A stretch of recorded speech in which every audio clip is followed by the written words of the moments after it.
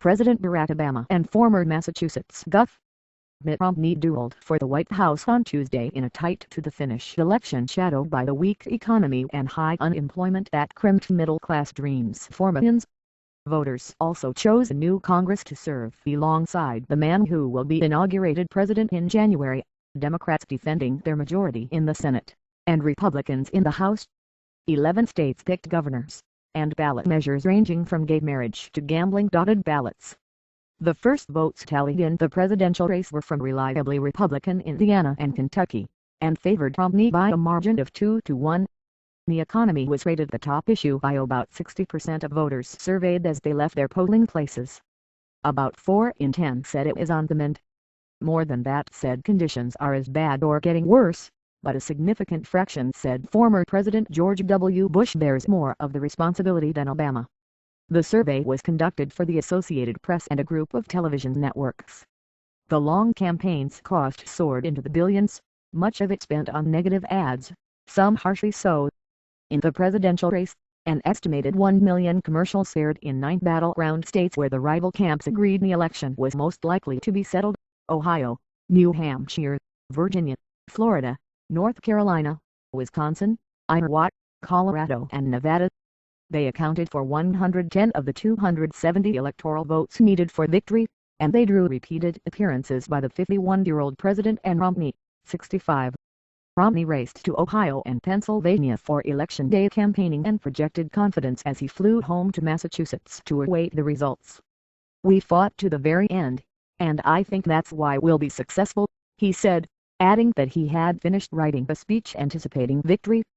Obama made get-out-the-vote calls from a campaign office near his home in Chicago and found time for his traditional Election Day basketball game with friends. Addressing his rival, he said, "I also want to say to Gov. Romney, congratulations on a spirited campaign.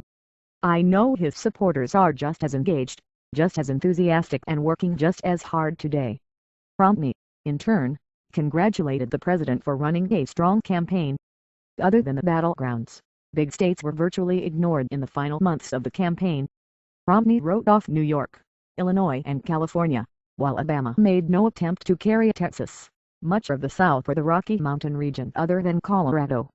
There were 33 Senate seats on the ballot, 23 of them defended by Democrats and the rest by Republicans. The GOP needed a gain of 3 for a majority if Romney won, and 4 if Obama was re-elected. Neither Majority Leader Harry Reid of Nevada nor GOP Leader Mitch McConnell of Kentucky was on the ballot, but each had high stakes in the outcome. All 435 House seats were on the ballot, including 5 where one lawmaker ran against another as a result of once-a-decade redistricting to take population shifts into account. Democrats needed to pick up 25 seats to gain the majority they lost 2 years ago. Depending on the outcome of a few races, it was possible that white men would wind up in the minority in the Democratic caucus for the first time. Speaker John Boehner, of Ohio, raised millions to finance get-out-the-vote operations in states without a robust presidential campaign, New York, Illinois and California among them. His goal was to minimize any losses, or possibly even gain ground, no matter Romney's fate. House Democratic leader Representative Nancy Pelosi of California campaigned aggressively, as well, and faced an uncertain political future if her party failed to win control. In gubernatorial races, Republicans hoped to gain seats after Democratic retirements in New Hampshire, Washington, Montana and especially North Carolina. Romney was in Massachusetts after his election day dash to Ohio and Pennsylvania. In a campaign that traversed contested Republican primaries last winter and spring, a pair of political conventions this summer and 3 presidential debates, Obama, Romney, Vice President Joe Biden and Republican running mate Paul Ryan spoke at hundreds of rallies, were serenaded by Bruce Springsteen and Meat Loaf and washed down hamburgers, pizza, barbecue and burrito bowls. Obama was elected the first black president in 2008, and 4 years later, Romney became the first Mormon to appear on a general election ballot.